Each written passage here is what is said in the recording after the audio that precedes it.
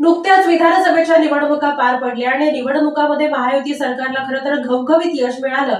यानंतर लाडक्या बहिणींचा सुद्धा विचार केला जाणार होता आणि या लाडक्या बहिणींना घरामध्ये जो स्वयंपाक बनवण्यासाठी जो सिलेंडर लागत होता त्याचे दरही कमी केले जाणार होते, परंतु एकंदरीतच या सिलेंडरच्या दरामध्ये वाढ करण्यात आली आहे।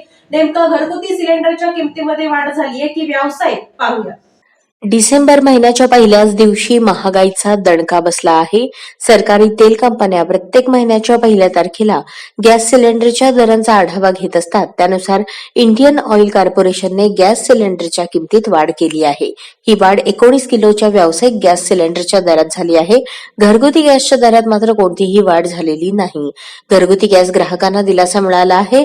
व्यावसायिक गॅस सिलेंडरचे वाढीव दर 1 तारखेपासून लागू झाले आहेत।